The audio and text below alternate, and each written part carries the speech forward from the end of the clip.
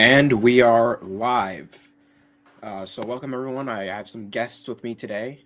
One of them has been on the channel before. One of them I have worked with, but has not been on this channel yet.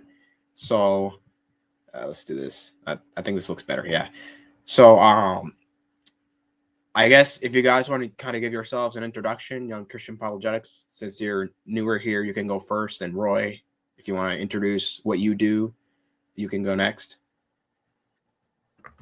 Yeah, thanks for inviting me. OG Timony, that's my full name, by the name of Young Christian Apologetics. So, me, not just me, but three brothers do a YouTube channel reaching out to Muslims called Christian Apologetics Network every Saturday, debating with Muslims and writing articles on Facebook.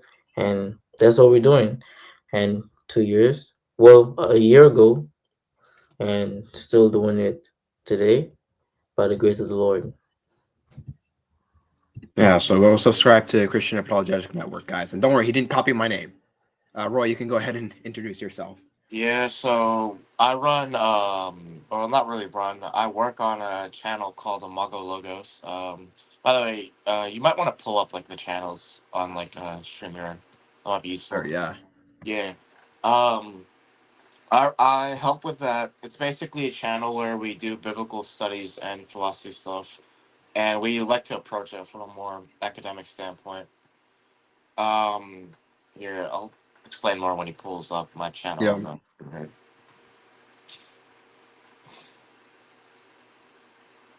Yeah, there we go. So if you look through it right now, we're doing stuff on like Christology. After we finish that, because there's going to be a video on John 17 and John 10. After that, there's probably going to be a video on Mark 13:30, and whether or not it's false prophecy. That one isn't going to be worked on by me though. That's going to be by Sam, who also works on the channel. Then after that, there's going to be a video. Um, Talking about the whole like was Rebecca 3 issue, which it's kind of a meme honestly, but I'll make a video on it 'cause why not. After that, there's going to be a video on New Testament textual criticism. I don't know if this is the Spanish channel here or something. Amago Logos Edición. Yeah, I don't know about that. I think that's just like yeah.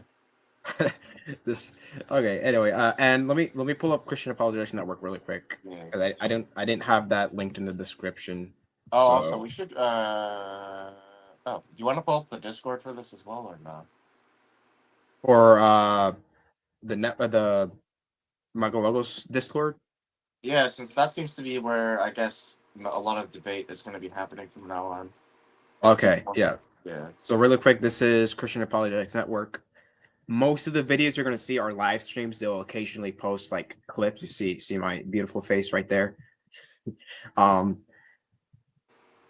so yeah, it's gonna be for the most part uh live streams on various subjects. Now the Discord, now there's an issue because someone's in the uh stage. I'll let them up in a second, but there's an issue because whenever I try to post a link in the live chat, it won't work. So I'll just Here. make a community post Yeah, that works. and then I'll just show it on the live stream. So if people want to go to that community post, they can go ahead and do that. And maybe I'll edit the description afterward. Yeah, So that let's see. works. Text. And then let's do this right here. No, wait, hold on. Wrong button. Yeah. Uh Come on, bro. Come on, man. There we go. Right, paste.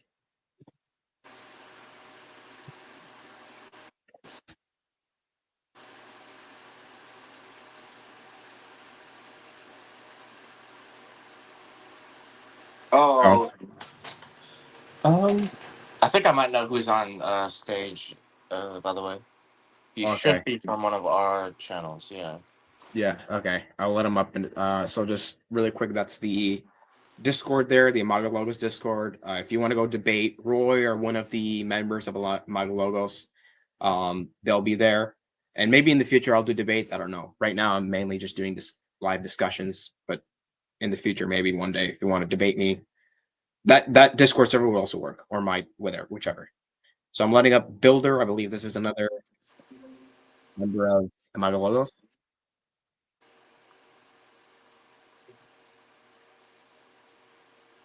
Builder, you're on stage.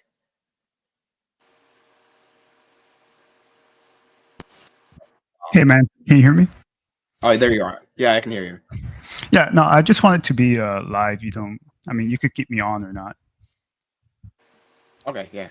It's about Islam, and you seem to be pretty knowledgeable on it, so you could just stay. Okay, I'll just mute myself until you Okay. can ask So me what a I'm gonna question do? or anything. All right. Now I gotta find the debate because honestly, I should have probably done that, put it on before anything, but it's okay because it's right here. Whoops, not that yet. Okay. Well, actually, I don't know if we're gonna get into the video itself because when I usually do debate reviews, what I usually like to do is kind of summarize the opening statements and rebuttals.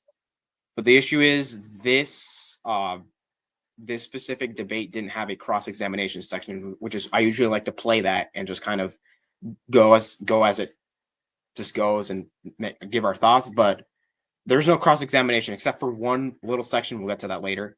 So I guess what we'll do is I'll kind of summarize David Wood's opening. Maybe we can give our thoughts, then go to Daniel Haqiqatjou and just go from there. So I'm gonna open up because I have notes on the debate itself, so I want to kind of just summarize it. I can find my notes. Give me a second. Okay. So you go up. So David Wood's opening kind of starts with every Muslim that understands the Islamic dilemma will become an apostate. And he explains the Islamic dilemma. The Quran affirms the instauration and preservation of the Jewish and Christian scriptures, but contradicts them on basic points.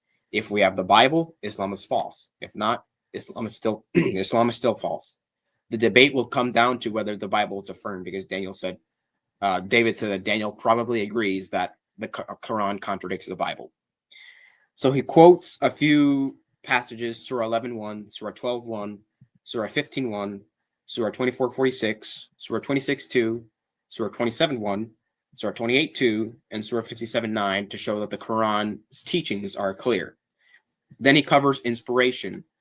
He quotes Surah 384 and says that based on this verse, Muslims are to believe in the revelation given to all the prophets and make no distinctions.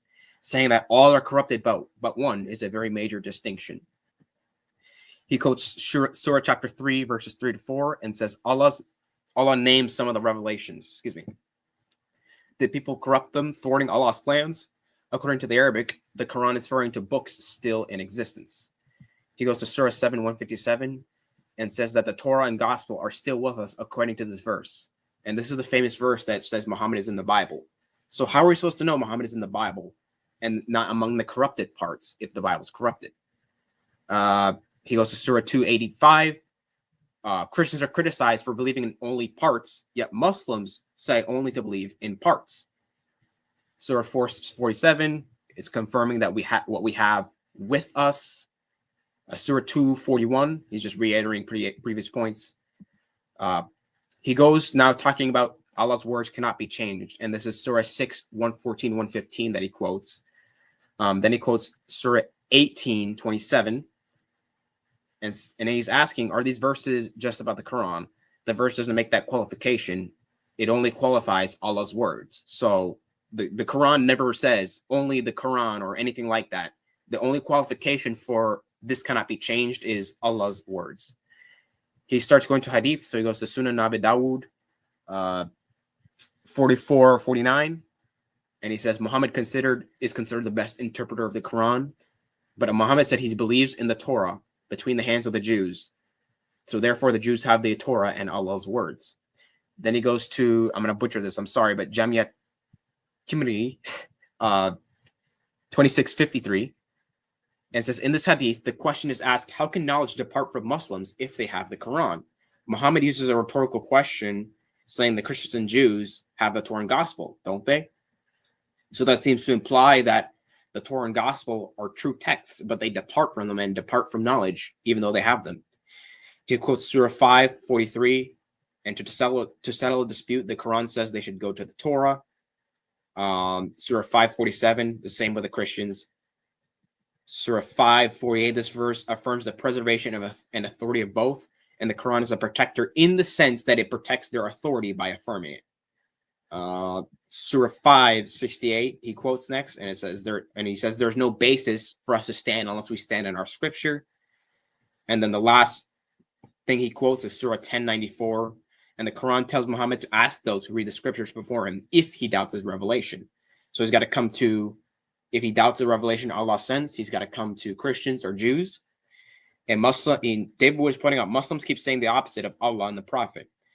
And David Wood then says he has no idea what Daniel's going to say because he didn't really see Daniel's arguments. So he says that we're going to get Daniel's best, and David Wood is going to have to react. He mentions a few possible things that Daniel might say, that there's a verse in the Quran that supposedly says that Jews changed the Torah, but he says it's out of context. He says the Injil, being a book to Jesus, makes the problem way worse because no such book has ever been found. And he says that just quoting scholars will just contradict the Quran.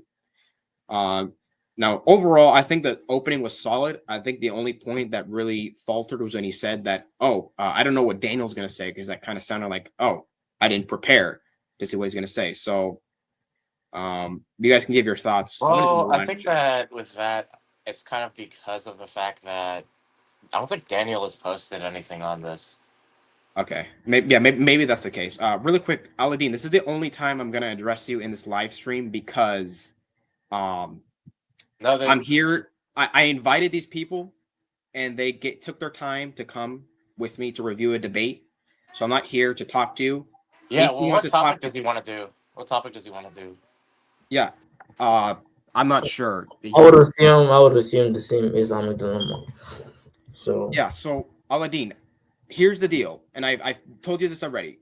I can either talk to you one-on-one on my channel or another channel, or I can host someone else. Roy would be happy to talk to you. I know someone else on Discord that'd be happy to talk to you. I don't know if the Builder 18 would ever be happy to talk to you. I will host, and you can talk to one of them. And that's all I'm doing. I'm not doing this 4-on-1 shenanigans because I know you're using it for deceptive reasons. So you can just You can just hop on either the Discord. I mean, I'd be fine with getting him on the panel if he wants to get 3 other. I don't think he's gonna get 3 other guys, but if he wants to make it equal, I guess he can hop on the panel. Well, he doesn't want to make it equal. He wants a 4-on-1 situation so that, number one, if he gets baked, he can make that excuse. But then number two, he makes himself look better. So I stopped doing that with him because it just turned into just nonsense. So we're not doing this 4-on-1. And it's funny, when I'm alone, he doesn't want to join. But then when it's all of us here, now he said, debate 4 of you. There's a few comments from a Muslim. I don't know if we're going to get into them here. Maybe later. I want to get into this debate. So what do you guys think overall of David's opening? Give your thoughts. Maybe we can open some of the Quran verses if you want. But yeah.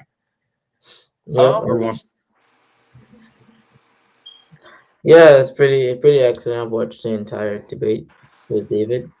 Pretty good opening statement. He laid it out about, because I hope that Muslims understand what Islamic Dilemma is. We're not saying that, well, if the Quran confirms the previous scripture, that means you have to agree with the previous scriptures. Since the Quran confirms the previous scriptures, when we look at the previous scripture, we see that it contradicts the Quran. Therefore, the Quran is false. That is the dilemma.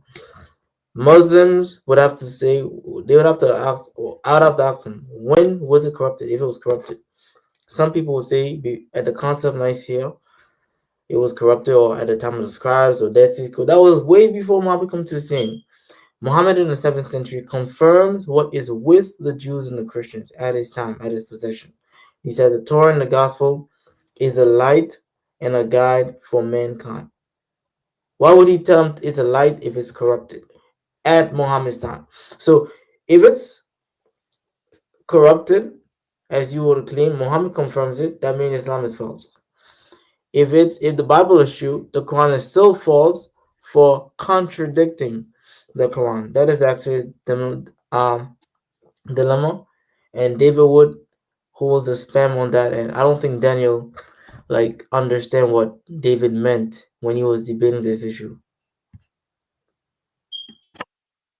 Yeah, he said holy spam because there's a Muslim spamming the live chat. That's cryptic. I believe that's another member of Yeah. Maga Logos. He might come up. He might not come up. I don't know. He'll probably DM me. But Yeah. basically, one thing I would say that's not pointed out is the words Torah and gospel are gonna have the common like meaning of being the text that we refer to in our liturgy. And I think that's problematic because basically whenever we say the Torah or the gospel, we're not referring to like any book. We're referring to a specific book that has certain contents. And what the contents are determines whether or not the word is applicable. Oh, not today. Okay, that's fair. Um so to give you an example, right?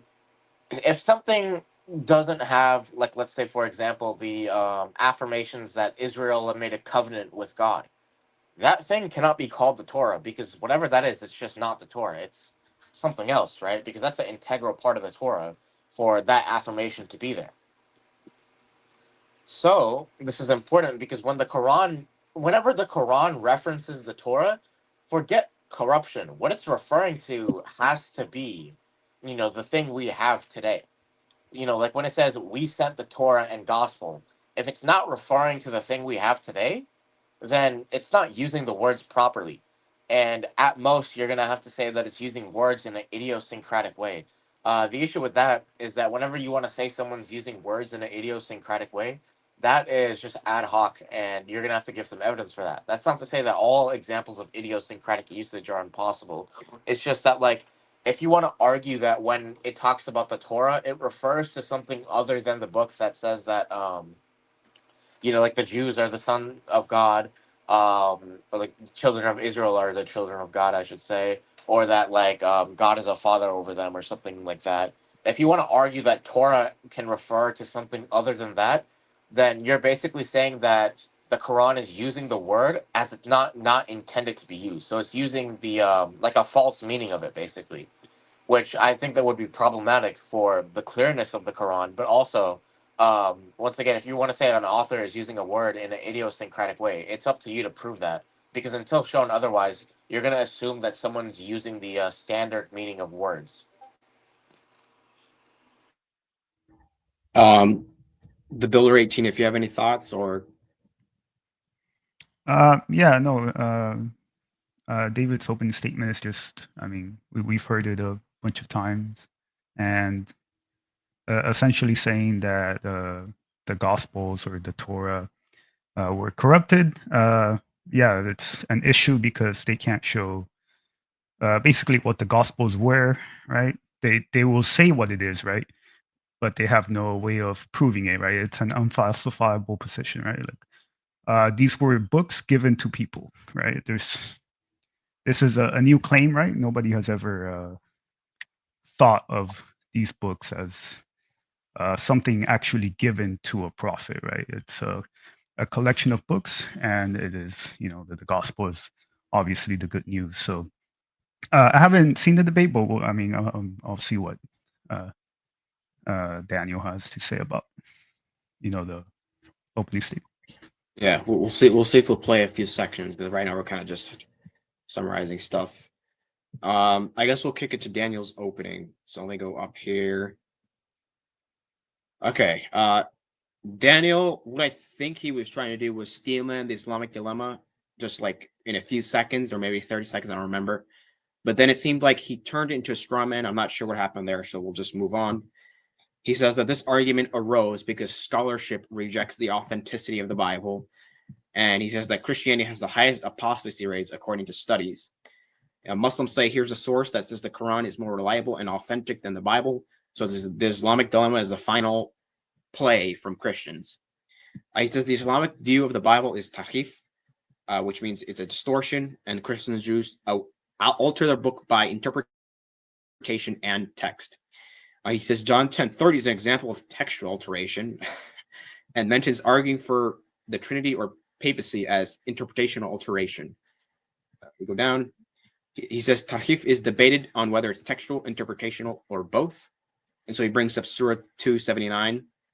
but it says that this is textual alteration. He goes to Surah 378. He says this is interpretational alteration. He quotes a few. Hold on. So he quotes Surah 275 and 513, and then Daniel starts quoting scholars that argue that the Bible is corrupted according to the Quran. I don't know if he mentioned anything on these verses. Maybe my notes were just bad. He includes scholars that are Christian, and historically, copies of the Bible were rare, making corruption easy. He quotes Ibn Abbas, who rejects the preservation of the Bible. We go down.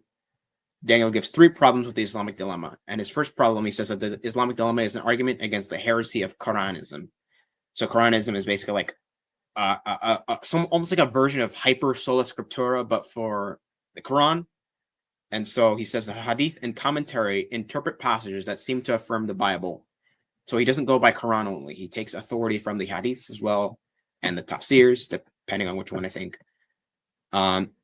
He also says that the Quran doesn't affirm every jot and tittle. That's the second problem. So he gives this example.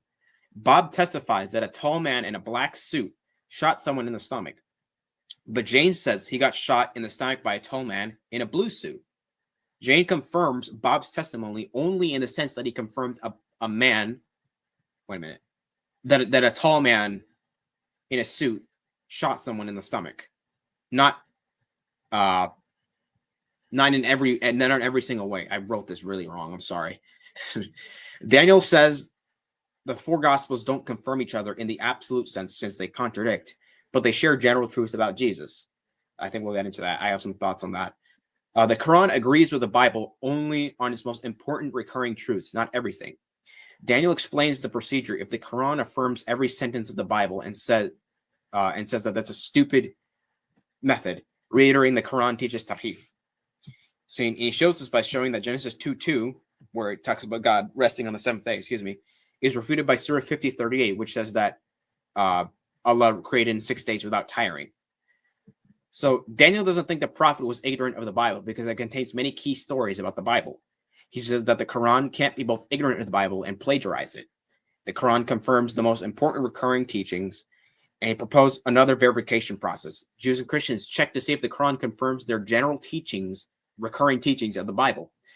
He goes to Surah 3, 113 and 115, and he quotes this, showing those who reject these general teachings. Wait a minute. Did I even write that right? Okay, I'm sorry. I think what I meant to say is those who reject these general teachings are cursed. I don't remember. He mocks those that insist confirm means confirm every sentence. And he goes to Surah 350 and says the Torah is confirmed, but Jesus departs from it and says, obey me. The Pharisees use a form of the Islamic dilemma to attack Jesus, who seemed to confirm the Torah, yet contradict it. Daniel also got an extra minute because he went a little over time. So David Wood, he was gracious to him. So there we go. I forgot. Oh, I didn't even write my overall thoughts there, I don't think. By the way, can you send your notes to me as well so I can go look at them as well? Yeah, I had them in like a private Discord server, so I'll probably send them after. Because I think it's easier to respond if I know the objections he's making point by point. Yeah. So I mean, I can go back up to the things he says, but overall, I would say that I think some of the points were pretty good, but then other points were just really weird, sometimes off topic. Like he brought up Surah 279. I think that was good to bring it up, but I don't know if he spent a lot of time really arguing for its interpretation. And I think I agreed with some of the things he said. Like, we can't just say the word confirm must mean every sentence is true, but I don't think that was David Wood's argument. Well, the issue is that when it comes to confirmation here, yeah, sure, there's a sense of maybe there's a sense of confirmation of a general confirmation, if you will. But there's a difference between that and whenever God is saying, I confirm this as something I sent. To give you an example, right? If God says, I confirm what Muhammad says, no one's gonna argue that's just a general confirmation of the basic details. because that's not how prophethood works. Similarly, that's not how scripture works, where you can just say it's a general confirmation. Because your first, like the most, I guess, plain or standard interpretation of "I confirm this book as scripture" or just "I confirm this book" is that you agree with the contents in it wholesale. So I do think that when the Quran is referring to it, because the Quran seems to think that the Torah and Gospel are scripture. Well, it only makes sense that scripture is going to be inspired. If they're not, if scripture isn't inspired, what distinguishes it? Yeah. And I think on that point, he was saying like it confirms the general recurring teachings of the Bible. Well, then if that's the case, and I think David would point this out, the dilemma will still stand because the recurring teachings still contradict the Quran. So, for example, let me see if I can share my screen. Give me a second.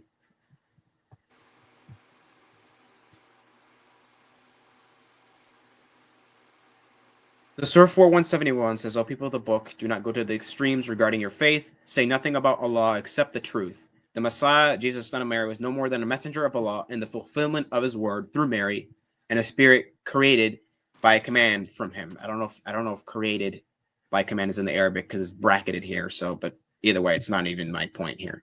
So believe in Allah and his messengers and do not say Trinity. Stop for your own good. Allah is only one God. Glory to him.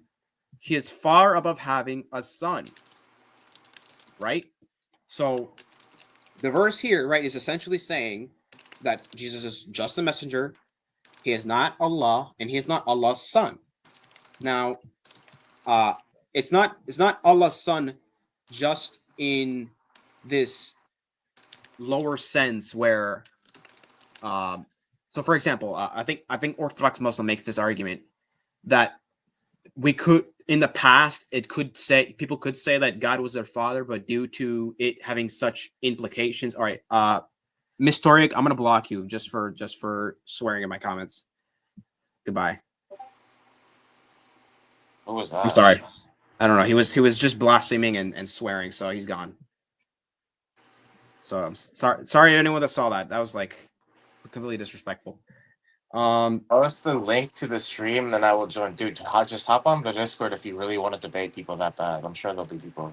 I don't think he No, has. I don't think no, because if he see more people, he want to have a clickbait for his YouTube channel. So Yeah. Yes, that's why I said you can just join the Discord and you can do a one-on-one there, so we don't have to deal with that. Yeah, but he doesn't want a 1-1, I don't think. So Aladdin, just literally what I said towards the beginning here. Either you and me one-on-one with someone, I can host it, or somewhere else. I don't know if he has Discord, so and I don't know if he wants to download it. He told me once he likes YouTube more, so it is what it is. So I'm not doing this open panel thing. Give me a second. Let me say this. Let me say this.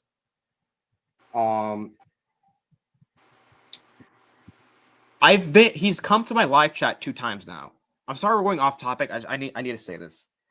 He's come to my live chat 2 times now. Both times I was alone and the link was right there. Yet he didn't join. He didn't join. Now that I have people with me, but we're here for a specific reason. We're here to and you guys are here graciously, right? You didn't have to come. You're here to help me do this debate review. That's what we're here for. And so but now he wants to come. So Aladdin, look, we can talk about the claims I make some other time.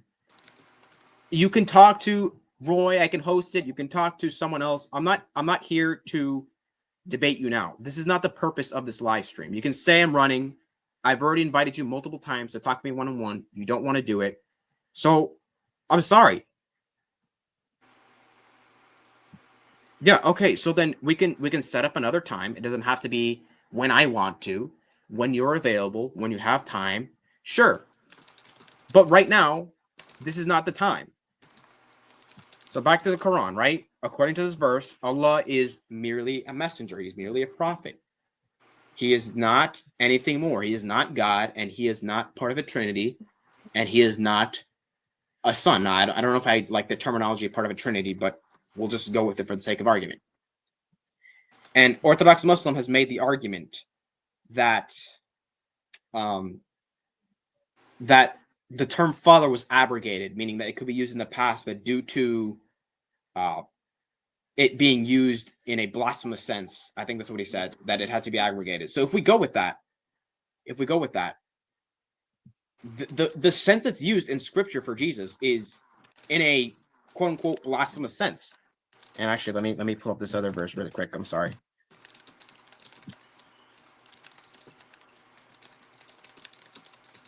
My screen? Okay, good. Zoom in. Whoops. Let's see this. Let's do this. So Proverbs 30, verse 4. Who has ascended into heaven or descended? Who has gathered the wind in his fists? Who has bound the waters in a garment? Who has established all the ends of the earth? What is his name and what is his son's name? If you know. Right? And if we go to John 3:13, Jesus seems to identify. Oh, it's not there. Hold on. Okay. This is ridiculous, dude. John 3:13. There we go. Jesus parallels that language of Proverbs. He says, no one has ascended to heaven, but he who came down from heaven, that is the Son of Man who is in heaven. Notice the language, ascending from heaven, or coming down from heaven, right? And so he's paralleling the language of Proverbs and showing his equality with Yahweh by alluding to himself as the Son. So in the sense that the Bible continuously uses Jesus being the Son, he's the Son in a sense where he's equal to God, and the Quran does not allow that. So, yeah. All right. I don't know if you guys have any more thoughts on his opening statement. I can try to go through some of the things he says if you guys are just kind of forgot. I don't know. So one thing that really got me confused was when he says there's not an abundance of manuscripts, and so if like one leader changed it, then that's it for like miles and miles. That's not even true. Just look at how much stuff we find in Egypt alone, and that's just the stuff that survives in Egypt because of the climate and the material they're using it to allow it to survive. Now, Egypt, from what I know, it wasn't even as populated as other centers. So imagine how much more you'd have in like somewhere like Rome or I don't know, like Ephesus, I guess, would be another big center. I would say Jerusalem would be another big center. Antioch too. Well, that's in Egypt though, so that doesn't really count. If you went west, you could probably have some stuff in Leones because Irenaeus talked about like doing text criticism all the way up in Leones, so he probably had some manuscripts with him. So it seems that this idea that there wouldn't like be that many manuscripts is just not true. Either way, ultimately, like he can say that that would allow them to corrupt it easily, but he has to give more than that if he wants to claim corruption, because he has to. What's it called? He has to actually give positive proof that it happened, not just like circumstantial stuff that's saying, oh yeah, this might have happened because this made it possible to happen. Like possibility isn't enough to show it actually happened. Yeah, he actually need to show evidence because notice Daniel Haqiqatjou quoted Surah 2 verse 79 to prove that it's about Christians. Well, I'm not. Well, I know that Daniel Haqiqatjou is intentionally trying to deceive his audience. In this context, what does the context say? The context is from verse 75 to 79. It is a complete rebuke on the Jews, not Christians. The word Injil is not mentioned. The word Christians is not mentioned. There's a party of the Jews. And even if you read from verse 78, if you read verse 78, it says that they are a party of the Jews who are illiterate, who don't even know the book. How can someone who is ignorant of the book, who don't even know about the book, corrupt a manuscript of the Torah? How would that happen? It simply tells us that these people wrote a book with their hands for their price and say that it is from Allah. Would you say that it's corrupted? If I do the very same thing with the Quran, if a group of Muslims take a Quran and just write a book for their price and just say the Quran but change a lot of meaning in the Quran, even though the Quran still stay intact, would you say that the Quran is corrupted? No Muslim would think that. But it was, well, we have copies. No, we have copies that was transmitted all over the world, even in the 7th century. So how can you say it's corrupted? Well, they need to show evidence and proof, and they need to show where it said that the Christians corrupting the text of the Injil. They can't prove it. So they have to go to Surah 279. That's the best they got to prove that, well, since the Jews wrote a book with their hands and claim it's from God, that means it's corrupted. So that's it. And plus, then could you talk about general confirmation? Well, general confirmation, thank you for proving, because in general sense, in the manuscript that we have before Muhammad, it tells us that the core teaching that Jesus is the Son of God who died for our sins. How does that agree with Muhammad? And Orthodox Muslim who want to talk about it was abrogated, he needs to show that from the Quran. One, he needs to show that from the Quran where Allah says Allah was once a father but he's no more. And two, he needs to show which Christians historically believe that God is a father in a literal biological sense. I need to see what they're talking about. Well, I would just point out, yeah, I would just point out the biggest problem with that view is that, like, where did the term "son of God" get this negative connotation amongst Jews and Christians, and why would that mean that Allah has to change it? Then, like, in their worldview, I don't see why that would be the case, because it seems that this is especially the case because you actually have like what you could consider pagan titles being appropriated in Islam. The most obvious one is there's actually this article. I can send it to you in DMs. Hold on. Here.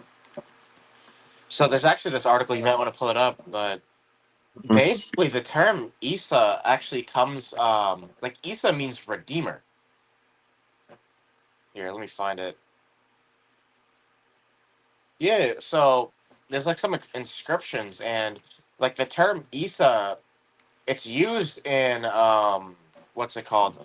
Arabian inscriptions to like refer to a deity that's a redeemer, and that's like how Christians thought of Jesus. And you'll see it in that article that I sent you. Is this it? Should be it. Yeah. So if you just type in redeemer in your like search thing, it should. Oh, is that locked? No. Like, no. Like do Control F and type redeemer. That's what I'm saying. Uh,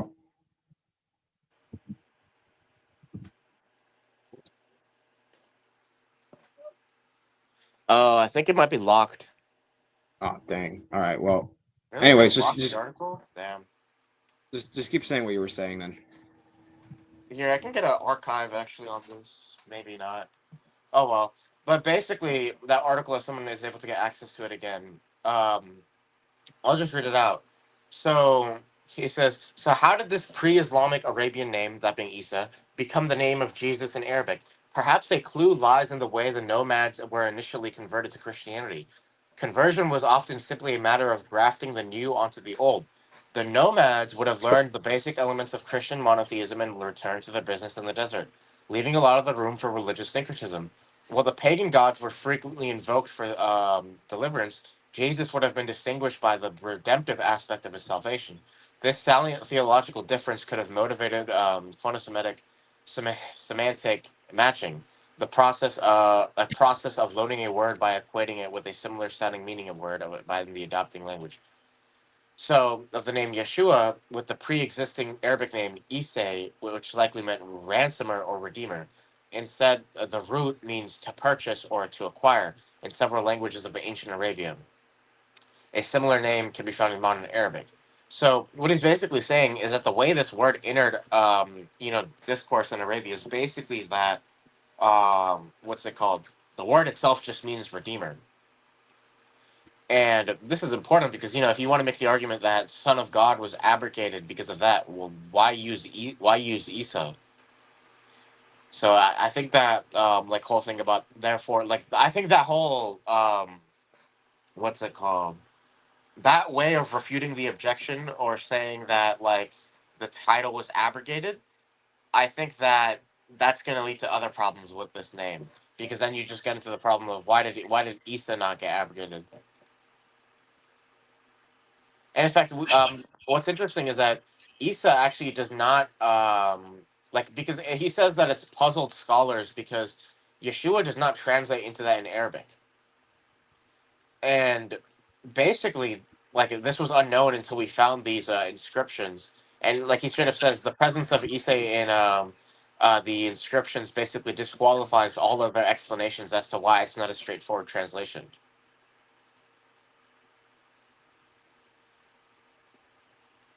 Okay, let's see here. I don't know. I forgot what I was going to say, honestly. To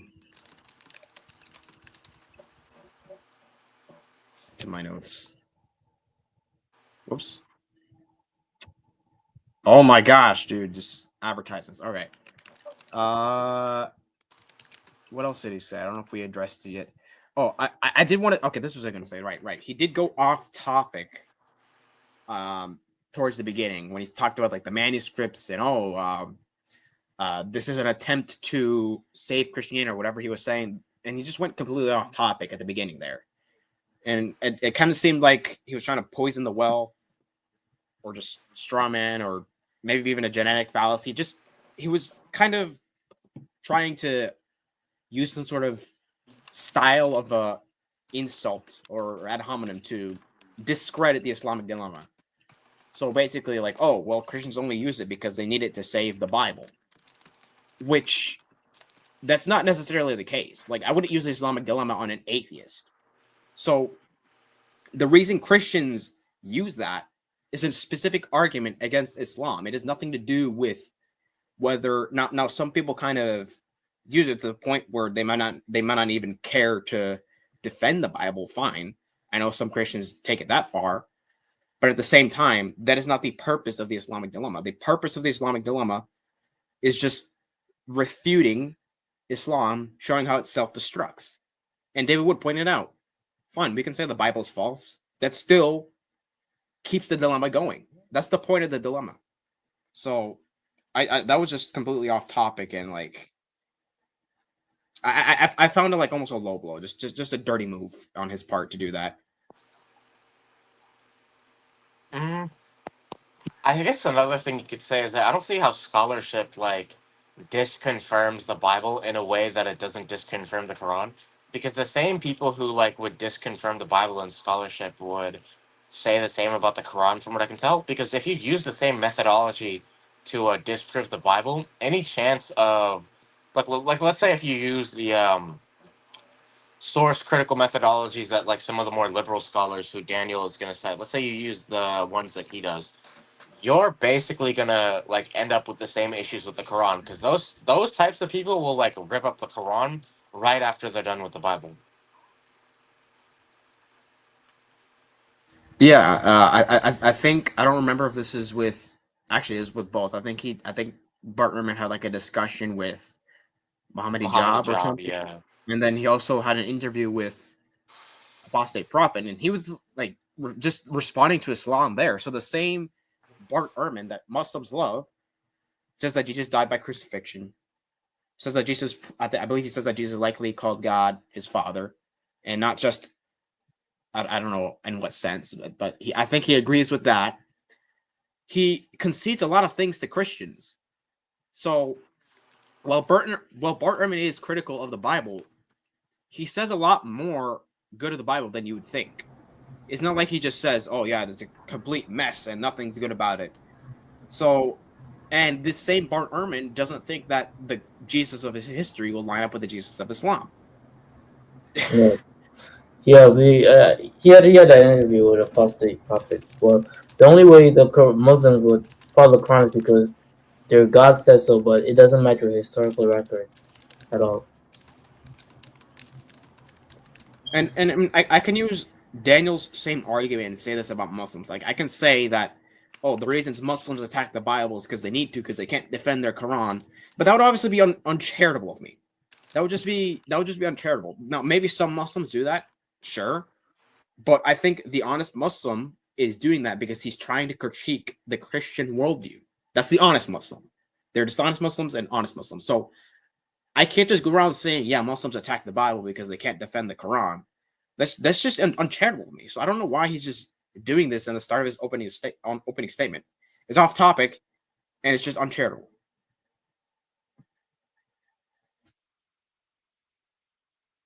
You guys want to talk about this? He said, I think and this is what I remember. I wrote down, and maybe I'm misunderstanding him, but he seemed to say that John 10:30 is an addition to the Bible, a textual alteration.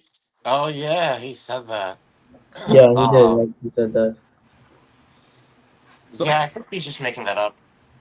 Yeah. There's nothing there to support that. Yeah.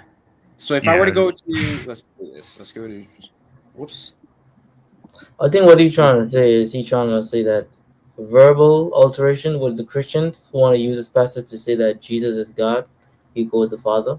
Maybe you go to that route. So let's go here. Let's go John chapter 10, go to verse 30. Now, keep in mind, I don't believe Daniel believes that the Trinity was known about or a taught thing until the Council of Nicaea. I'm not sure what his position is on that. So, what I'm going to open up right now, and again, this was, well, it wasn't off topic. I think it was making a point, but it was still like completely wrong. So, maybe he meant John, 1 John 5:7. I'm not sure, but John 10:30. Look at it. Look at P66, P75, P45. I think this one is. I think this one is damaged. I'm not sure because it just has like this here. But we have, what is this? Codex Sinaiticus. I believe this is Vaticanus. What is this? Alexandrinus. Whatever this is. Beze Cantabrigianus.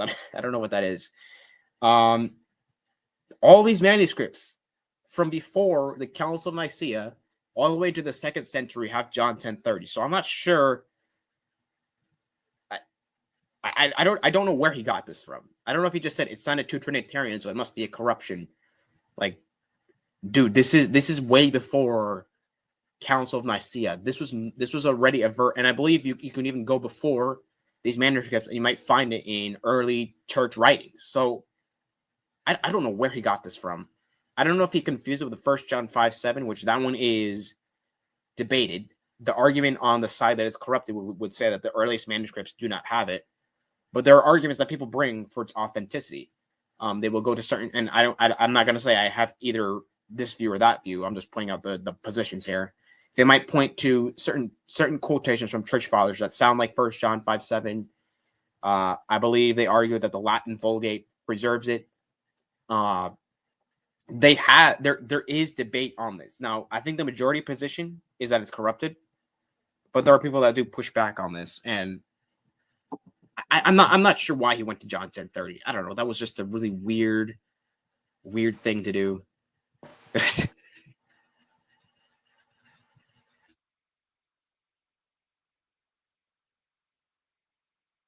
Going down, trying to see what else he said. Let me say something about scholars for a second, because, and I think, Roy, I've said this to you on Discord, or at least around you.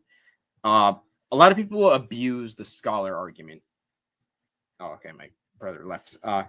Yeah, a lot of people. so the easiest way to get around the scholar argument, to explain, people just say that scholars say this, and they won't quote any. Just ask them, can you name some? And if they do name some, can you quote them? And then they likely won't. Or they'll come to you with what's it called? What's the word for it again? It's a gish gallop. Yeah, they're gish gallop with sources and give you citations. What's it called? If you gish gallop with citations and quotes, really the easiest way to knock that down is just to ask them, saying, "Hey, did you even read any of those books?" Because most of the time, the people that do that don't. Yeah, and the way I see it, I don't think it's unimportant to see what a scholar says. That's absolutely a great thing to do. But it's a false assumption to say that, well, look at this. This scholar says X, therefore X is true. That's an appeal to authority fallacy. So, and even the scholarly consensus can be wrong, as seen in the past. Now, is it better to have the scholarly consensus on your side? Sure, but if you have a good reason to, like, if I'm not mistaken, scholarly consensus says certain things against probably both the Bible and the Quran, but both Christians and Muslims would reject some of those claims with good reason. If we don't have good reason, then forget it, right? Scholars don't have a special authority where they say something and it goes. They have to research claims and they present evidence. The whole reason there's a scholarly consensus is because, oh, well, there's a idea that's put forth, and then it gains traction because they see the evidence for it, and then that's how it becomes consensus, because the scholars like the idea and they start holding the view. So, I mean, if we were to say that scholar consensus is always true, then views would never change, because a scholar could propose another view, and then oh, look at that, now scholars change their view. So it just makes truth relative then, right? Because if the scholar consensus changes, then truth is different depending on what time period you're living in. It's absurd. Now, is it good to quote scholars? Yes. If you quote people in your discussions, that is a good move. I think you should do that. But I want to be careful with the way I use them. I don't want to say that, oh, well, Bart Ehrman says this, so it must be true, or James White, or whoever, Bruce Metzger, or whoever, John Walton, right? Whoever, or your favorite pastor or theologian, doctorate in theology, whoever. Them saying something, or a lot of scholars saying something, doesn't mean, oh, now this is true. What is their reasoning? Why do they believe this? If they don't have any reasoning, then why am I accepting it? Right? Like I said this with Matthew 28:19. One of the arguments against the authenticity of Matthew 28:19 is, oh, well, some scholars believe it's corrupted. Okay, what's the reasoning? Do they have any evidence? Like you can just say that, oh, they believe it's corrupted, and I don't believe it, right? So it's just my beliefs against their beliefs. So what is their reasoning, right? And I think that's what a lot of people tend to miss with scholars. They'll say, well, scholar believes this, scholar X believes this, but they never cite what their reasoning is and whether it's valid. So I don't know. I think Daniel kind of messed up on that point with the scholars.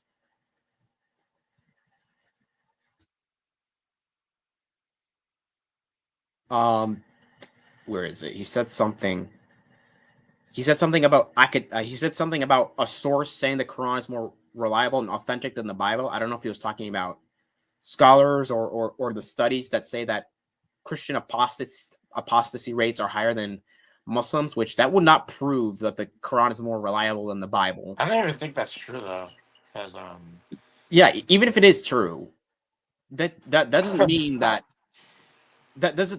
so more Christians leave Christianity than Muslims. You see, this is the proof. You have people leaving your religion. You see, like, okay. Yeah, I don't know what you think about that. Yeah, he wasn't specific on what source. I don't know if he was, because it was a little vague, because he could have either been referring to scholars that he was quoting, or the studies that say that Christians are leaving Christianity more than Muslims are leaving Islam. Which, either way, that's not a source that says the Quran is more... Oh, whoops. What did I just press here? Okay, give me a second. Okay, that was weird. That's not a source that says that, oh, the Quran... It's not a reliable, authentic source that proves the Quran is more reliable than the Bible.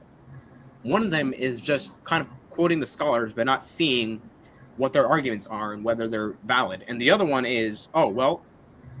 excuse me. Oh, well, more Christians are leaving Christianity. You see? And Roy, we're working on responding to Dan McClellan, and so we know how some of this he's a scholar, but a lot of his arguments are just bad. Like, from an objective standpoint, we can look at something he says and say this is a bad argument. Not all of his arguments, but a lot of them tend to just be really bad.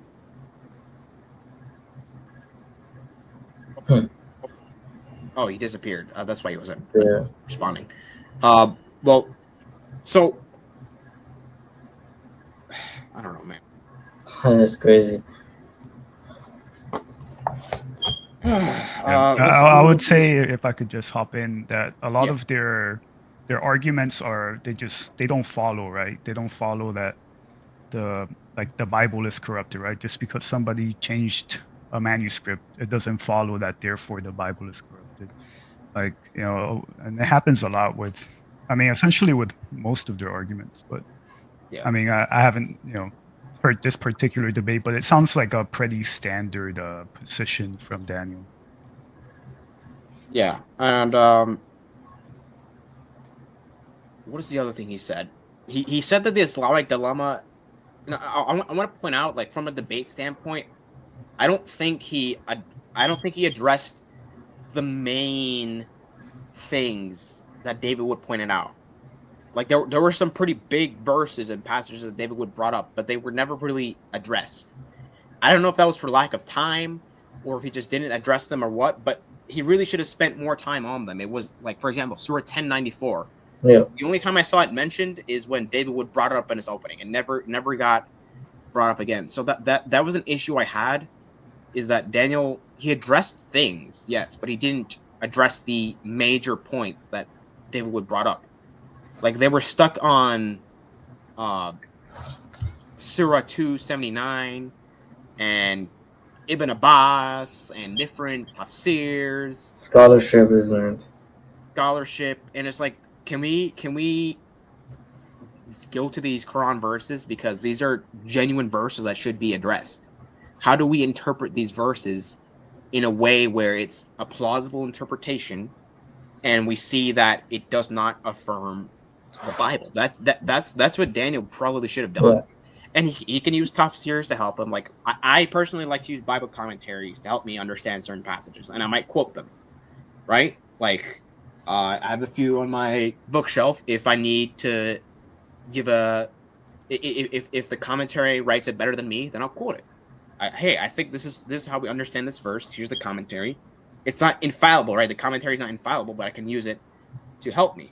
So if Daniel wanted to use tafsirs, that's fine. It's just, don't use them where, oh, the tafsir says this, therefore this is true. Like, use it to support your argument, sure, and just interpret the verses. And I think most of the verses were not addressed. I think a few of them were, but they were different verses that, like, I think the only verses they talked about are the ones Daniel brought up.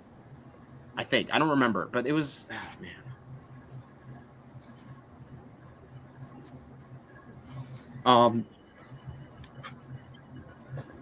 Daniel, he brought this up a few times. Where was it? I forgot what he said. Hold on, give me a second.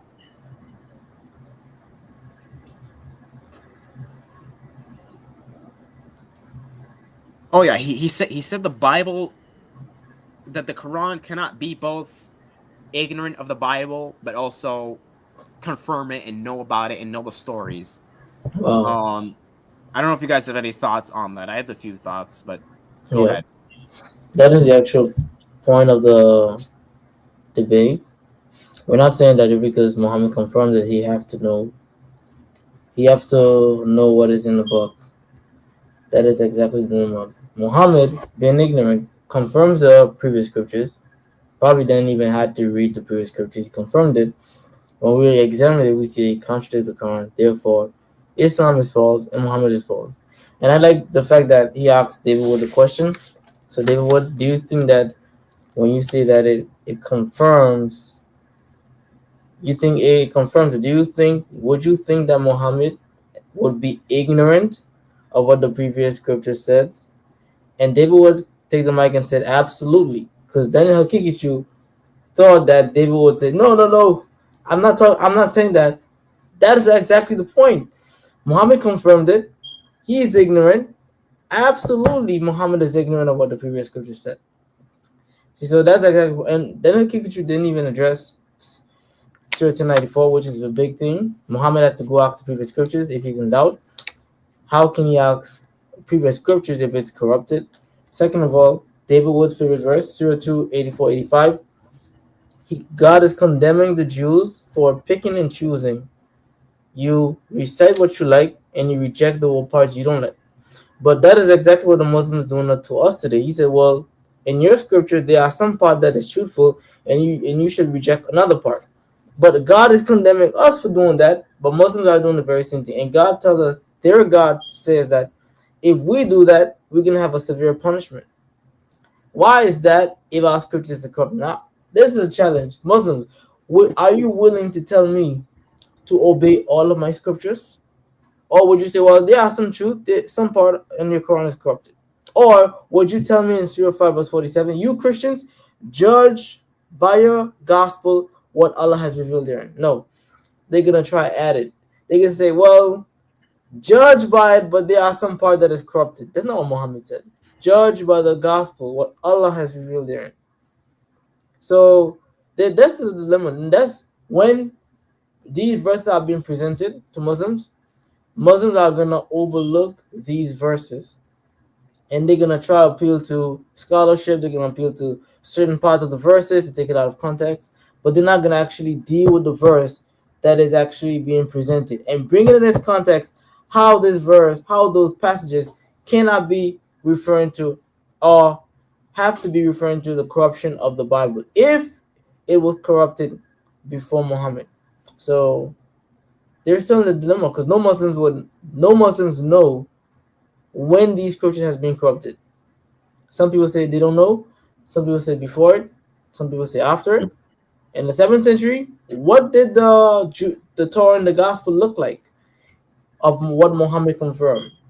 The same Surah 2, Daniel code to prove its corruption. Read the verse before it. Surah chapter 2, verse 40 to 44. He confirms it. He says, I have sent down the Quran, what was revealed to you, confirming the previous scriptures, what is with them. And he says, do not conceal the truth with false. So how can you conceal something that is already lost? Or how can you conceal the truth if it's already corrupted? See, all through Surah chapter 2, a lot of times, Surah chapter 2, verse 40 to 44, Surah chapter 2, verse 83 to 85, Surah chapter 2, verse 89, Surah 2, verse 90 to 91, Surah 2, verse 97, Surah 2, verse 101, all throughout 113, 136, confirming the previous scriptures. And that's what the Muslims don't want to deal with because they know it's a nightmare.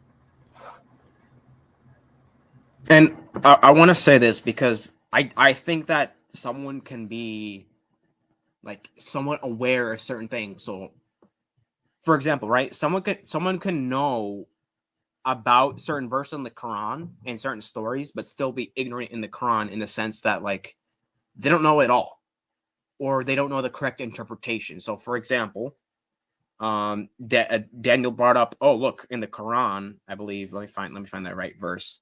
Surah 50:38.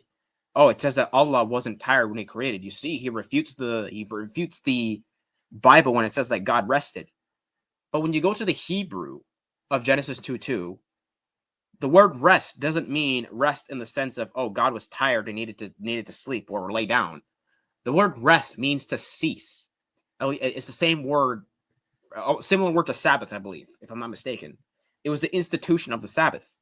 So God resting isn't Him being tired, although I believe that metaphor does show up, but it's not what actually happened. It would be, I think, in Exodus 31, it says that He was refreshed, which was to be like a metaphor, anthropomorphism, to connect it to man resting on the Sabbath. But that's it. That's the only time it shows up. In Genesis itself, all it says is that He ceased working. That's all it says. So, so I can say that the Quran is ignorant of the Bible in the way that, number one, it doesn't understand the interpretation of the Bible, because it doesn't. That's not how anyone has ever interpreted Genesis 2, to my knowledge. Like any Jewish theologian or Christian theologian, no one has ever interpreted it like that. And I can also say that it's ignorant in what is in the Bible in some cases. So, for example, Surah 7, 157 says Muhammad is in the Bible. I would argue, no, he's nowhere to be found. I would say that that's a point where the Quran is ignorant.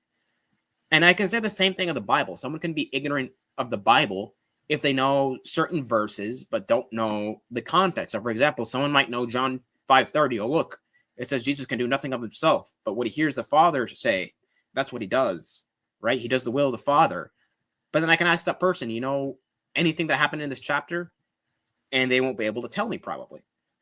So someone can know certain verses or certain passages, but just don't know what the heck the context is. So in context, in John chapter 5, right? There's the man at the pool of Bethsaida. He's trying to get in the pool for healing, but he can't move, and no one is there to carry him. And so, where was I? I got distracted for a second. So Jesus comes to heal him on the Sabbath, and then that goes to John chapter 5, 17 to 23, which is a strong affirmation of the deity of Christ. So in context, Jesus is God. He submits to the Father in the sense that he came down to the Father's will and submits to the Father's will willingly.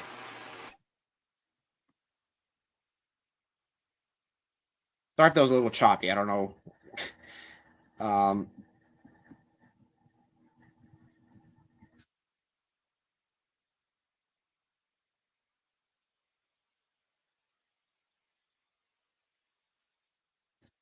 Let's see. I don't know if there's.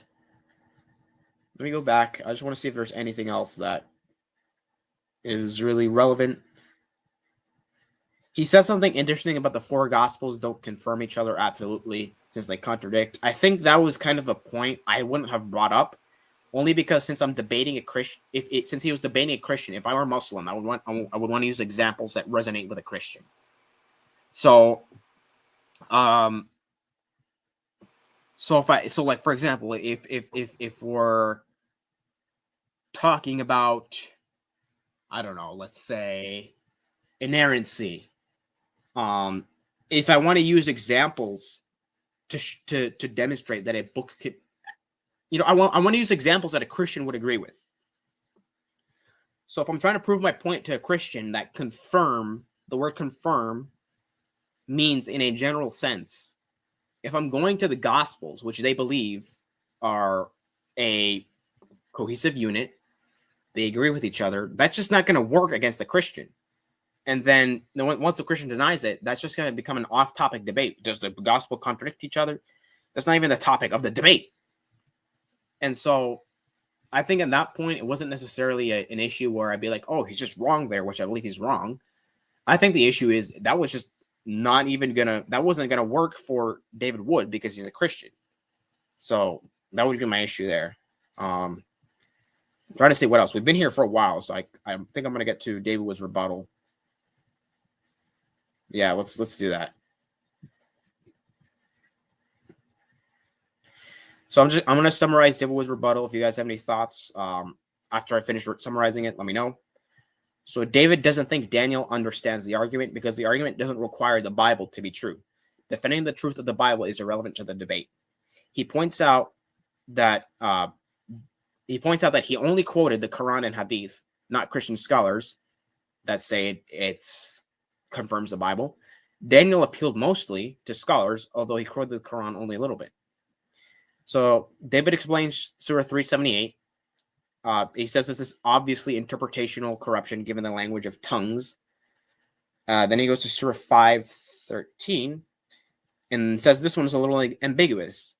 I'm assuming what he means is that distort the meaning is probably interpretation, but the word forgotten can be corruption. But it also probably just means remembering what the text says or not remembering what the text says. So that one could be a little ambiguous. David says Surah 279, which Daniel quoted, is the only one that does sound like textual corruption. But if we read starting from verse 40, which is what David did, he notes a few verses that doesn't seem to line up with that. Verse 42 says, hide the truth knowingly. David points at verse 44, which mentions the book teaching righteousness. I think someone interrupted him at some point there. David points out that these previous verses are presenting the Torah as preserved. If David writes his own corrupt version of the Quran, it doesn't magically corrupt the Quran around the world. David points out that 6 verses later, Allah condemns the Jews for believing in only parts of the Torah. Commentaries even differ on this verse. Muslims have to use this They have nowhere else to go. And he keeps quoting different parts in that same chapter, verse 89, verse 91, verse 97, verse 101, and verse 121, that all these verses in that same chapter affirm the previous scriptures. And even scholars debate the interpretation of verse 79. He goes back to chapter 5, verse 13, saying, Daniel quoted this, but David argues you can interpret it either way. But if you go to verse 44, it affirms the Torah again, or 43, excuse me. So verse 43, and he also quotes verse 47, and then verse 68, and he's showing that, verse 13 in Surah 5 is vague. If you keep reading, it then starts confirming the Bible. And he addresses the claim whether confirmation just means general confirmation. And David Wood points out that even if that's the case, general teachings of the Bible are the resurrection of Jesus and his deity. So the dilemma will still work from that point. However, David Wood points out that the Quran has already condemned believing parts of the book, and he quotes Surah 285 once again. Daniel quoted Ibn Abbas, but David said that he's quoting Allah and Muhammad. David Wood goes to Ibn Abbas in the Tafsir, and he's showing that Ibn Abbas says that the meaning of the verse, I'm not sure which one he went to specifically, is that they distort its meaning, for no one can change Allah's words. David says that Ibn Abbas quoted from Daniel. Ibn Abbas' quote from Daniel means rather exchange in Arabic, ignoring it to believe something else. So you exchange something for something else. David shows how Daniel's actually becoming an apostate by quoting others over Allah's words, which say, woe to you. Overall, I think the rebuttal is pretty good. David covered Daniel's arguments well and pointed out that the attacks on scripture were off topic. Unfortunately, he didn't get to cover Surah 350, and I think it's because he ran out of time. So I don't know if you guys have any thoughts. I think overall we don't need to say too much. I think that it was just he answered some of the points Daniel brought up really well, and with the time that he did have. So I mean, you guys think we should move on just for time's sake? Yeah, that should work. Yeah, I think what you said should suffice for now. Yeah. So let's go to Daniel's first rebuttal. Okay. Thank goodness this is a little shorter. Okay. Daniel asks why David is using papyrus font for his slides. What a boomer. I don't know why I wrote that. Daniel points out there are unclear verses and clear verses, and those with the disease in their hearts go to the unclear and reject the clear. He doesn't quote the specific verse, but it's in Surah 3:7. Daniel says he's also quoting the Quran, but scholars on top of that. He says there's no basis to reject the interpretation of 279 as textual corruption. Daniel is appealing to even non-Muslim academics. Daniel steelmans the Islamic Dilemma again to reiterate his point. And Daniel is accusing David of equivocating on the word confirm. And Daniel says he already defended his interpretation of the word confirm. Daniel says that he doesn't think the context made David's interpretation of 279 clear. He points to the word written in the verse. David argued from verses 80 to 84. Daniel argues from verses 80 to 84 that the context of 85 is clearly a Jewish community that's still. David argued this, that it was a Jewish community that still had the scriptures. Daniel responds that not just most important. Wait a minute, what? Oh, okay. So, excuse me. Daniel's argument from Surah 7 is that in context, it's talking about the early Jewish community during Moses' time that still had the scriptures. So when it confirms it in verse 85 of Surah 2, it's talking about that community. I'm sorry. Daniel responds to David also that these are not just the most important teachings, but the most important recurring teachings. And Daniel is asking where these teachings are in the Old Testament, the deity of Christ and the resurrection. Daniel says that the context of look to the book is that there's a certain good in the books that aren't in most other books. David pointed out, if I change the Quran, does it make the Quran changed everywhere to respond to the charge of biblical corruption before the printing press? But Daniel points out, if you're a religious authority with the one manuscript, then yes, it can be easily corrupted from one change. Now, there's more. Daniel responds to David Wood quoting Ibn Abbas saying they wrote it, and then Daniel points out that David had no response to Surah 350. Now, the issue I had with this is he didn't really go to the opening statement. He mainly responded to the rebuttal, so he missed a lot of key verses and never responded to them. And I think he also misunderstood some of the arguments that David pointed out. So I do want to go up to when he mentions, let's see if I can find it. There's something he mentioned specifically. The textual corruption. So, whoops. What the heck is happening to my computer? All right. So on the point of textual corruption, let me see here.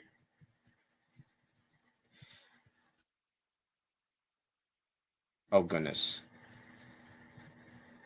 Let me read it again. Hold on. I think when David said that if you change the Quran, does it make the Quran changed everywhere? I don't think that was specifically a response to the charge of biblical corruption. I don't think. I think that was a response to a specific verse, if I'm not mistaken. I could be wrong, but I think that's what that was specifically. So some of the arguments that David made, I think Daniel Haqiqatjou just didn't understand. I don't know if you guys have anything specific you want to talk about from Daniel's rebuttal. No, I don't think that he didn't. I think Daniel understood. I just think that's the best you can I kind think of do. I think the funny part was when Daniel basically tried to make it a cross examination. Sorry for cutting you off, but that's all I have to say. I think it was like at first he was trying to get the upper hand by turning it into a cross examination, and then David just didn't let that fly. So he like stopped it and said, "No, you can't answer any more questions." Well, that's in the second rebuttal. Oh, I think we'll okay. get to that soon, hopefully. Okay. But Yeah, he mentioned something about printing press.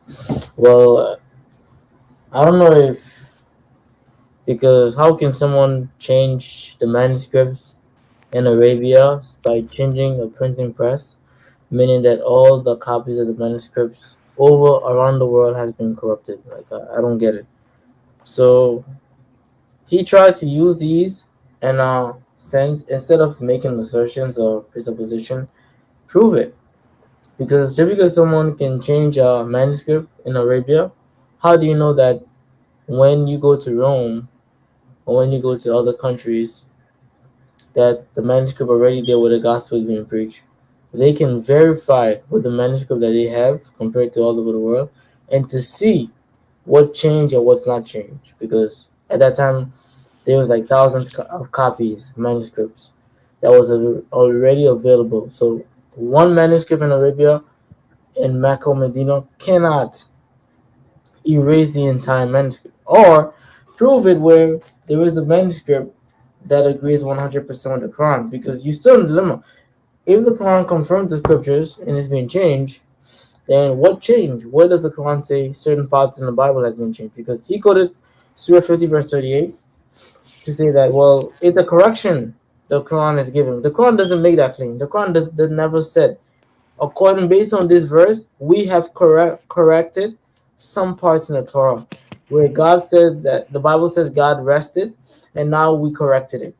The Quran doesn't say that. So Muslims love to make up stuff as they go along just to prove their case to be right. But when you press them down to prove it, you're gonna see how quickly they crumble. They can't prove it.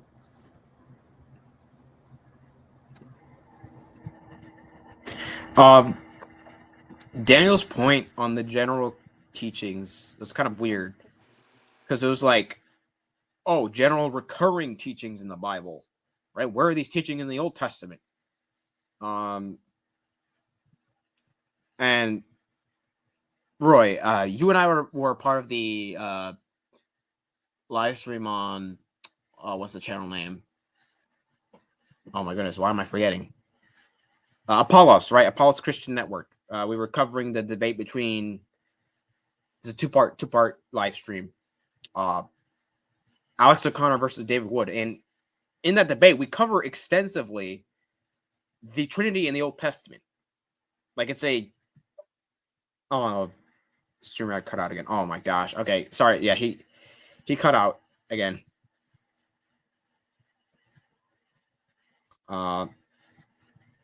Give me a second. Well, anyways, I'll just keep going. We were on a live stream on a YouTube channel named Apollos Christian Network, and we covered the debate between David Wood versus Alex O'Connor, and we cover extensively the angel of Yahweh in the Old Testament. Give me a second.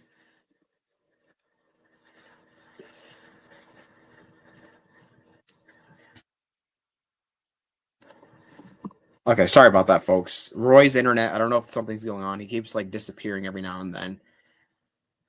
But yeah, so in the resurrection, right? You can argue that from Psalm 16, verse 30. Your seed shall not see corruption. Deity of Christ, you can argue the angel of Yahweh is Jesus. Like these teachings can be argued from the Old Testament. In either way, we still see these as recurring teachings. I'm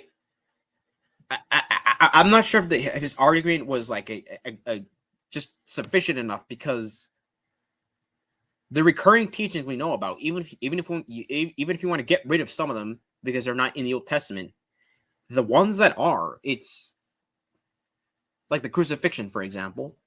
It's prophesied in the Old Testament. That one,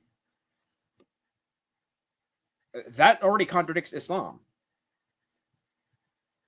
The recurring teachings that are in both Old and New Testament, we can find some that still contradict Islam. Whether if you don't want to do resurrection, okay, so let's go with crucifixion. We have Psalm 22:16, right? There's Zechariah 12:10, Isaiah 53:6, and then in the New Testament, over and over again, it says that Jesus was crucified, right? And it's connected, and some of those passages are actually connected to Jesus. Psalm 22 is connected to Jesus. Isaiah 53 is connected to Jesus. Zechariah 12:10 specifically is connected to Jesus in John chapter 19, verse 37, I believe. This teaching is connected to Jesus, yet the Quran denies it, and I believe Surah 4:157. So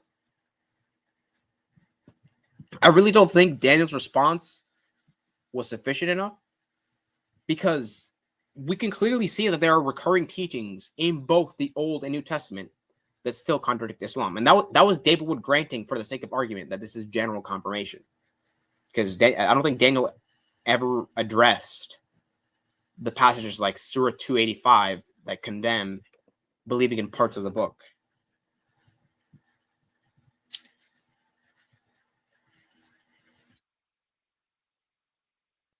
Let me go down. If you guys have anything to say, go ahead. I'm just going to keep looking for things I want to comment on.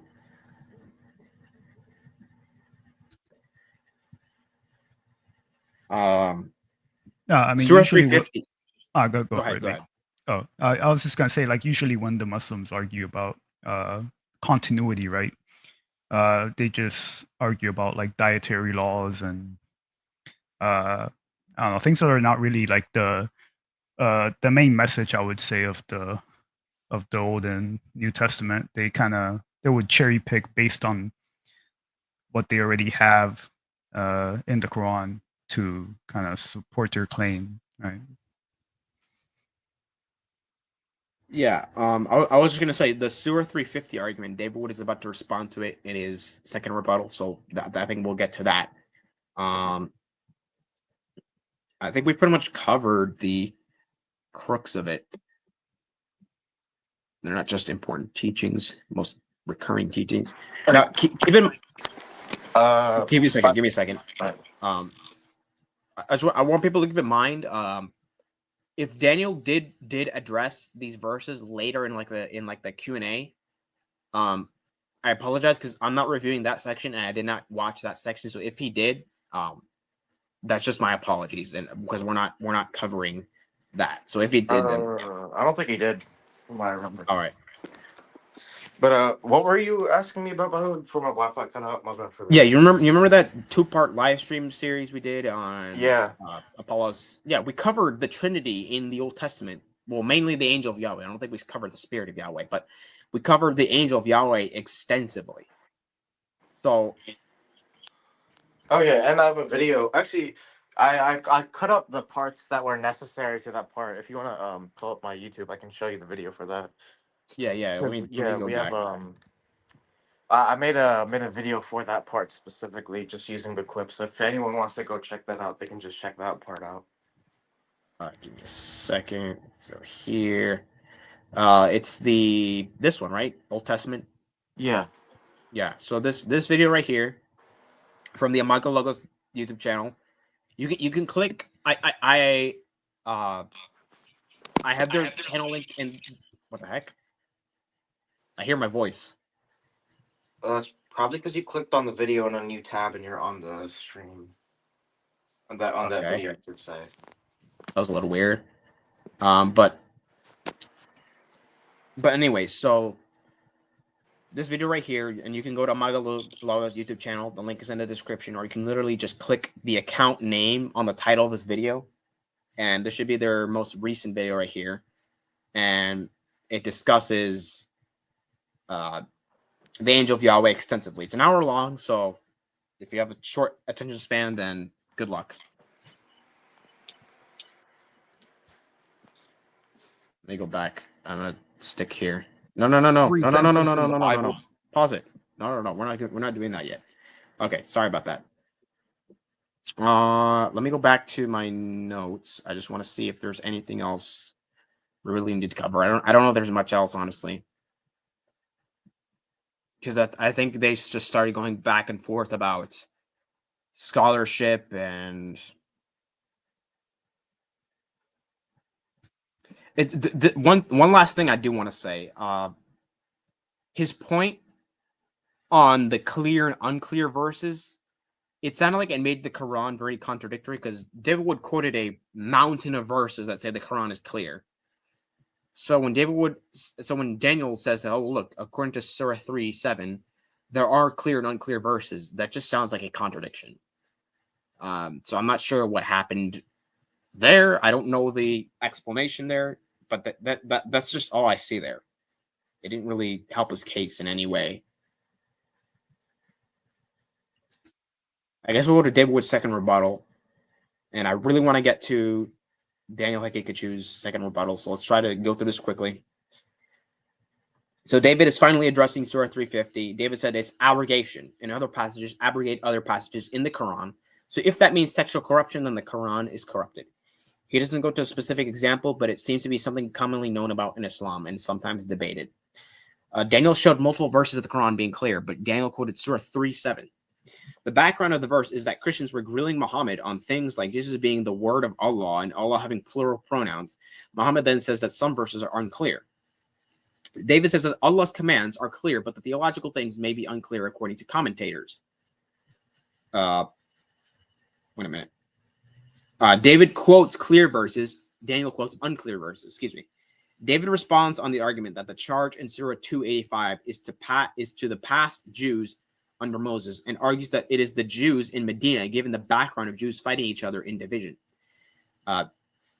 Tabri, says that these are about commentaries that were treated as God's word. I think that's like a commentary or something. I don't know what Tabri is. I don't remember. So he was arguing that in Surah 2, it's talking about commentaries that were being treated as God's word. If you corrupt a copy of the Quran in an area, it does not corrupt the rest. Ibn Uthaymin did the same as the Jews in 279. Or he said the same. I don't remember. Dude, I'm sorry. My notes are really bad here. So if I'm making mistakes, I don't know. This was some of this was at midnight that I wrote, so that's probably why. David responds to the charge of equivocation. If the Quran is saying believe it because it confirms the Bible, that would be a strange argument of it only confirmed parts or confirmed it, but it's corrupted. So basically, if the Quran is saying believe in the Quran because of the Bible, I confirm the Bible, well, then that'll be a really weird argument to Christians if it only confirmed parts. And David would finishes by saying, in responding to the Islamic dilemma, Muslims respond to Allah. So I don't really have much to say else. I think David Wood did a good job here.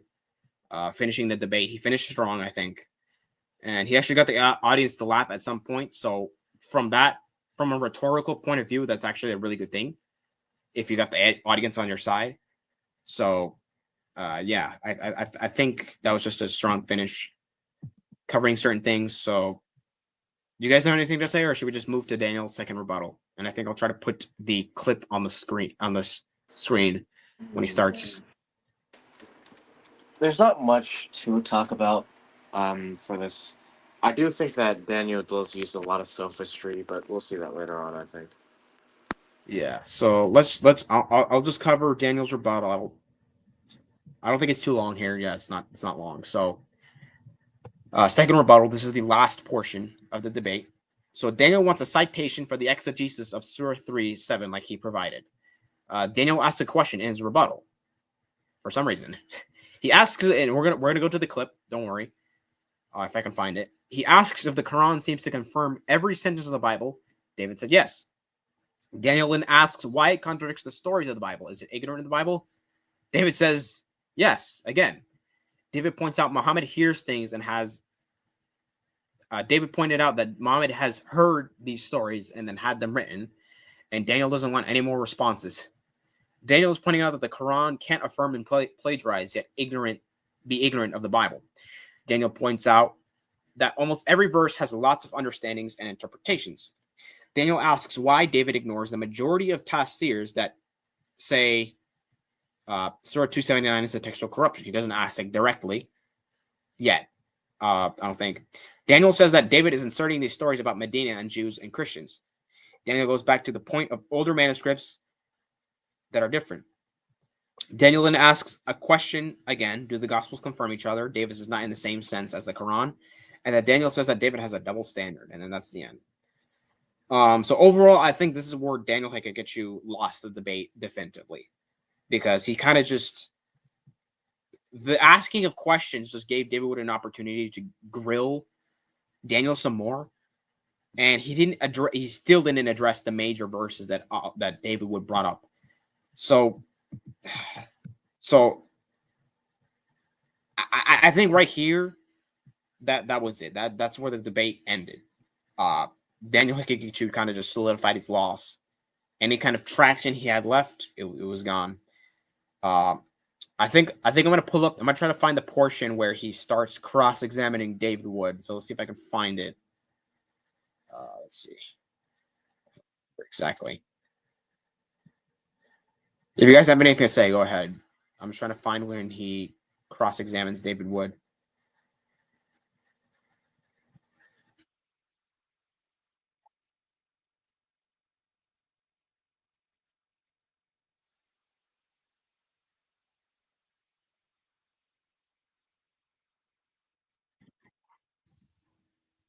Hold on a second.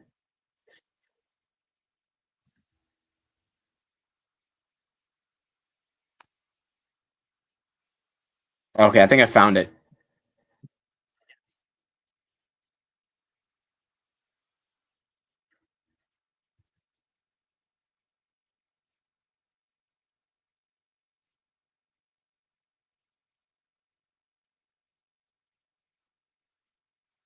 Let me put it on the screen. Hold on. Can you guys hear it? Wait. Let me start. Hold on. The question that I have to ask you, Yeah, I David, can hear it. if you can just quickly, yes or no, does the Okay, this is where they start talking about. This is where Daniel starts asking questions. So this is the part of the debate. Yeah, he turns it into a cross-examination for some reason. Yeah, it was really weird. Now, in case anyone in the audience doesn't know, in a formal debate, there are sections. So in the opening statement, that's where you present your argument. In the rebuttal, you respond to your opponent's arguments. Cross-examination, which is usually in a formal debate, is where you start asking. You have the hot seat right there. You ask your opponents questions. So you get to kind of press them on certain points they raised. And so, unfortunately, that wasn't in this debate. And that's usually where the debates are won or lost, is when there's cross-examination. But I guess Daniel wanted one or something, because he starts cross-examining David in his rebuttals. That was kind of interesting. So we're going to watch it right here, and we'll see. It's kind of crazy. confirm every sentence in the Bible as authentic? Yes or no? Certainly sounds like that. And if it doesn't mean that, then it's the most unclear book ever written. So yes or no? As it's written, yes. Right. So if it's yes, the Quran confirms every single verse of the Bible. Why would the Quran at the same time say that this is why would it contradict certain stories, like the story of Jesus, of course, Mary, the story of Adam, the story of Moses, Abraham. There is similarities, but there are key differences. So if the Quran is confirming every single verse and statement within the Bible, and it is contradicting it, are you saying that the Quran is ignorant of the contents of the Bible? Absolutely. Then where is that information coming from? Muhammad, they called Muhammad the ear for a reason. They said he believes everything he hears. So Muhammad is listening to Jews, he's listening to Christians, and so on. And then he all right, short answer, please. So if he's confirming, if he's ignorant, then how are these details, like the verse in Genesis that I cited? Don't respond now. You can get it into your closing statement. That's what I'm talking about. He like changes it from cross-examination to what's it called? Like just back to the standard debate format because he's getting hooked on it. It's crazy. Yeah, and he knows what David's answer is going to be, right? This isn't the first time Daniel has had a debate about this, or I mean, I think David for us, either. like, just the easiest response you could give to that is that if the Quran is actually meant to be correcting Genesis 2:2, then it's actually strawmanning Genesis 2:2 because Genesis 2:2 doesn't actually say that God got tired and rested. It's saying that God ceased from work. That's what the word itself means. Like, hold on, let me Shabbat, I think that's in Hebrew. Yeah. Yeah, as I mentioned, there's only one verse that is like it's almost like a more of a metaphor that says that God was refreshed, but that was like, again, it's in the context of connecting it to man. So it's an anthropomorphism to help man understand the Sabbath, right? So as on the Sabbath, that man is refreshed, it's connecting that. So that's like, it's not a literal. Well, let me And it's not even in Genesis. In Genesis, it doesn't even. I sent you something if you want to put that up. Yeah, let me see. Resources. Does God rest? Oh, this is from this server? Yeah. Yeah, I'll put it up. Let's see here. I gotta share my screen on Discord. So let's. I can just read it out because a demo man posted it. It's basically the objection is that Genesis 2:2 says that God rested. That implies God got tired. I would just reply that the word rest in this context is, well, in the original language, just means to cease. That means it doesn't imply exhaustion. And rather, this is what John Walton says, is that the word itself just means to cease. Similarly, what's it called? Similarly, right here, let me type this out myself, actually. I have it on the screen right now. If you. Yeah.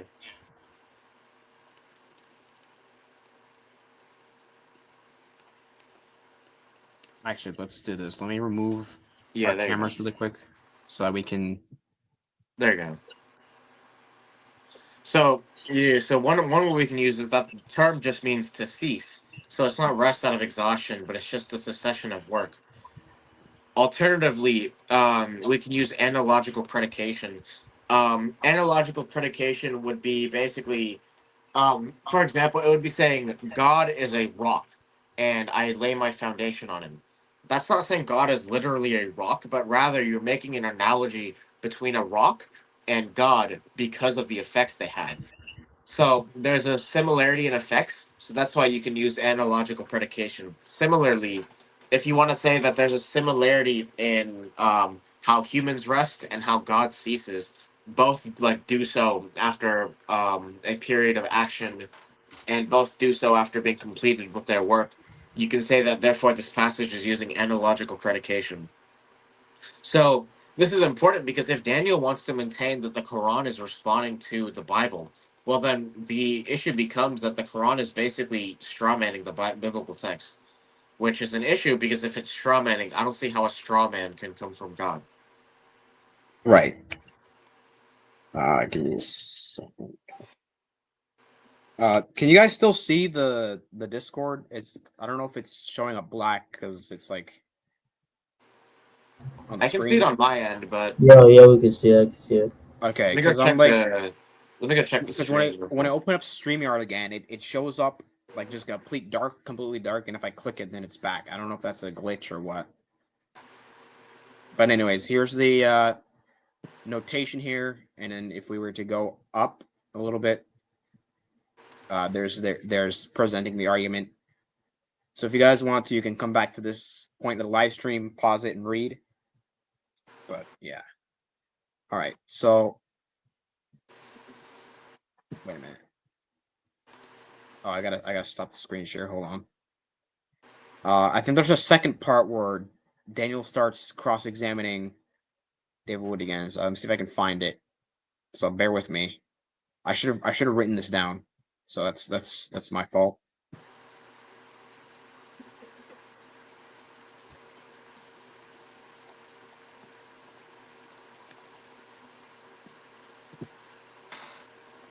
Around here. Okay, so you have a different standard for the gospel. Okay, so you have a different standard. That's what the actual scholarship has established. So let's not pretend we're living in an imaginary world where all of these archaeological finds show that the Masoretic text, the Septuagint, all the copies of these old copies of Torah, New Testament, all match each other. Here's another question. What they do though, like if you pause it here, it's often exaggerated how much they differ. But the issue is that the manuscripts, even of the Old Testament, don't exactly differ that much. Like I guess you could say the Septuagint does, but that's because that's a translation.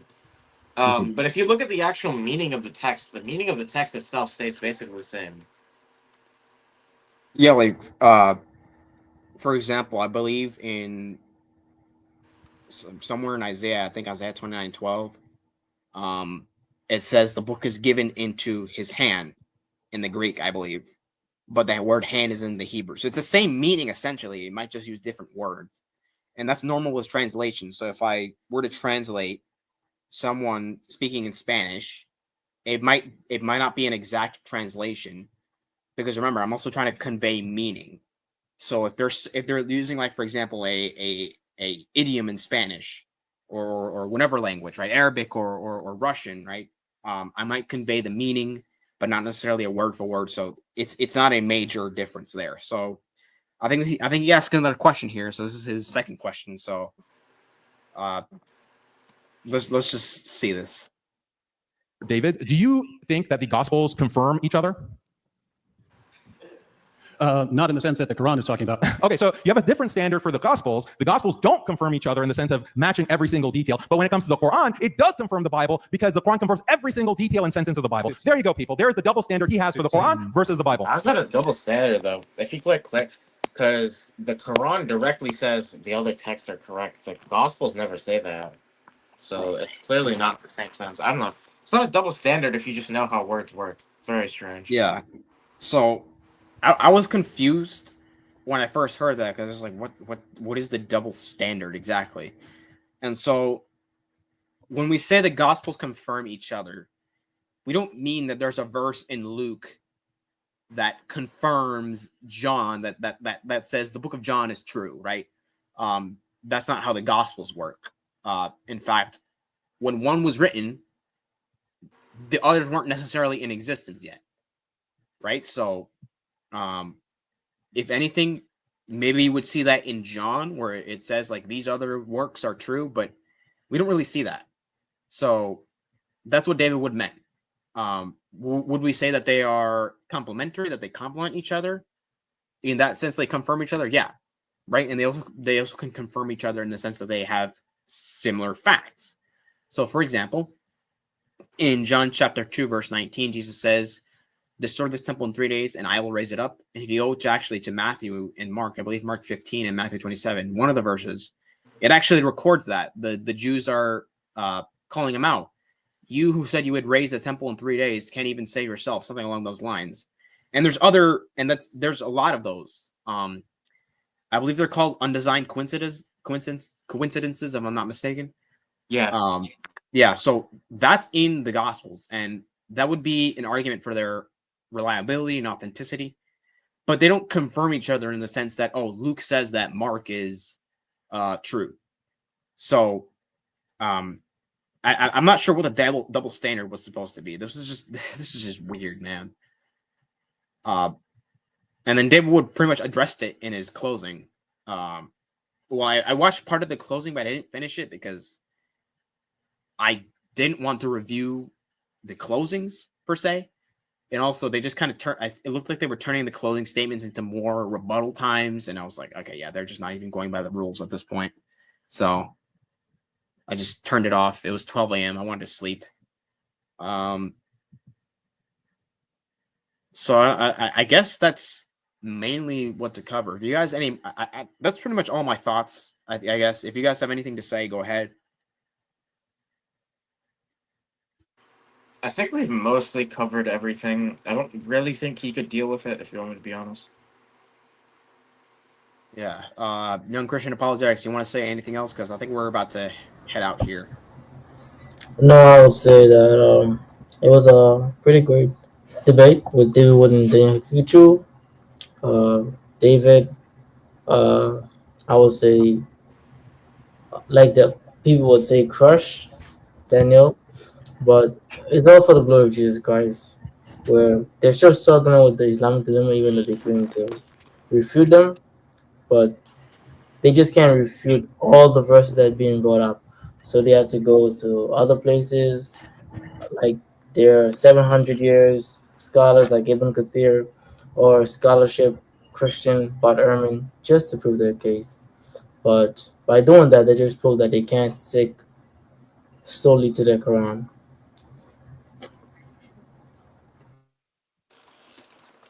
Yep. I mean, I found the debate a little underwhelming, right? It just seems to be a rehatching of things, you know, we've all, I think, heard before. I think Daniel's position is really hard to defend.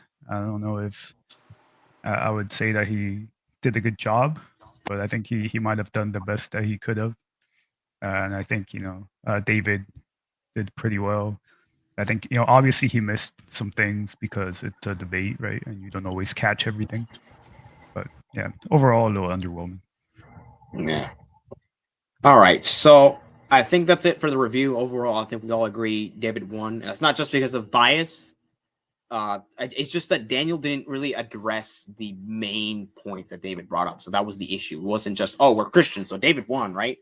And I said already a few times, I think there was a few mistakes David made, but overall, I think he won because, well, he presented his argument and it was mostly untouched. And then Daniel sealed the deal in his last rebuttal. So I think that is it. I just want to make one quick announcement, and this will be mainly me and Young Christian Apologetics there. Maybe some people will show up here. I don't know if Roy would be willing to show up or the builder, and I'll put it on the screen really quick, actually. So on the Christian Apologetics Network channel, I believe this Saturday, right, Young Christian Apologetics? Or I'll just say Woodgie, just to just make it quick. I can't say that out loud every time. It's just three words. Yeah, this Saturday. So we're gonna be going live, and the topic will be in Muhammad in the Bible. I will be there, Lord willing, and let me try to. Well, actually, the live stream isn't set yet, but let me put the channel back on the screen just so people know what it is.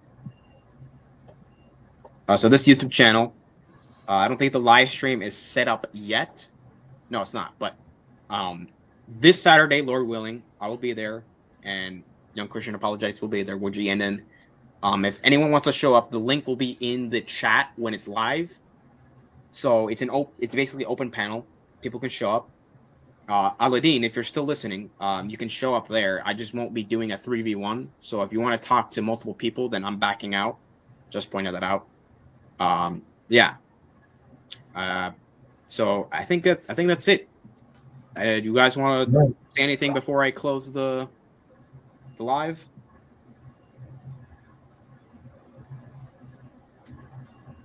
Well, there's not much. I actually do have some stuff to say about the Muhammad in the Bible. I can forward you that, but I'll send it. Hold on. Yeah. We'll start with Genesis 17, verse 20. We'll start with that one. Yeah, I think you're presenting, right? Yeah, I'll be presenting. Okay. Here. There. I sent it to you in DMs what I would have to say about that issue. Okay. Yeah, if you want to show up, if you are available, I can link you the live stream when it's live. If you're doing a presentation at the start, it might be useful to include that argument that I sent you. Okay, yeah. Maybe covers like any example you could give of Muhammad being prophesied in the Bible. That argument can refute it on its own. All right. Yeah. Maybe I'll send it to Woodgie. We'll see. But anyways, I think that's it. Thank you everyone for tuning in. It was a little fun, a little chaotic at sometimes because of the live chat. I don't know. That was I didn't like that. But overall, I think this was fun. Thank you all for tuning in. God bless you all, and goodbye.